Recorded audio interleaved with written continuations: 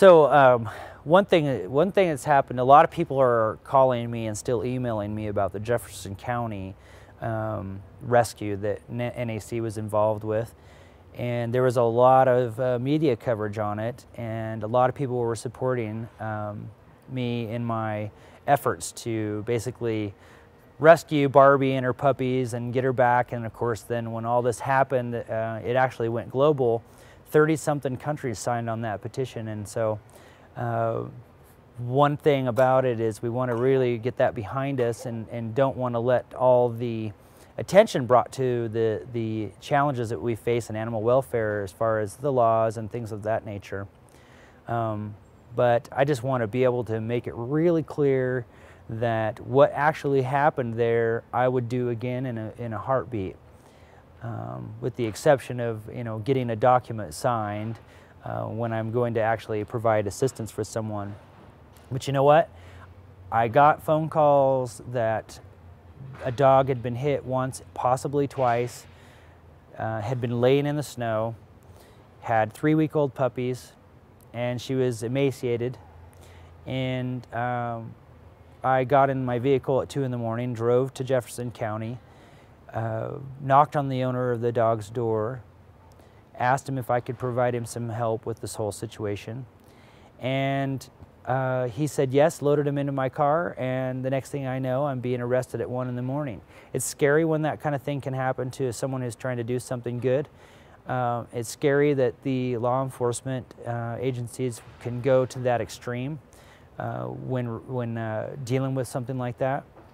But it's over and done, and I hope that everyone anywhere that could possibly do anything about it will step up and do that.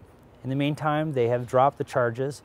They never had a chance to do anything about it, and we're really, really, really, really grateful for all the support and all the people that showed up in Jefferson County have been heard, and we're going to look to support them in the future. But I can assure you we didn't have time for doing that kind of thing, and it's not unusual for us to respond when people need us. But we are definitely right now at times overwhelmed with all the animal rescue work that we do in the community. We've been doing this for 12 years, so people turn to us for these kinds of things.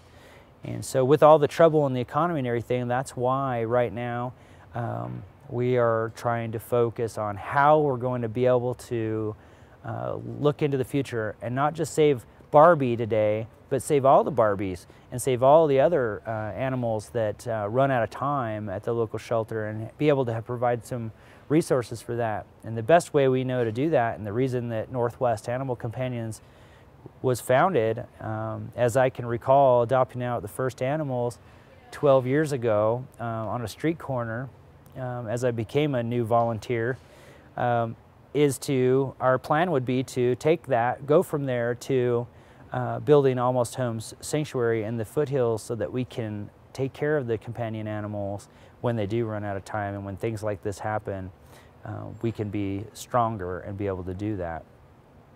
What I lost from the Jefferson County rescue situation was merely $3,000 of my own money to bail myself out of jail in the middle of the night. They wanted me to stay in there.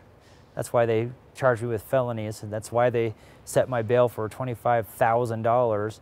But when they asked me, are you going to bail out? You're probably not going to bail out tonight, right?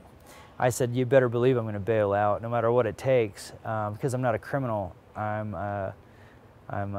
someone who shouldn't be in jail. But what I gained from the Jefferson County rescue was a lot of supporters and a lot of knowledge about what really does happen. I've always known it, we've always known it, what really can happen and is happening in some of the smaller communities. For a couple reasons. One, they don't have a lot of funding, so they have to prioritize. You'll go into places where, for instance, cats aren't even considered an animal in their book of code.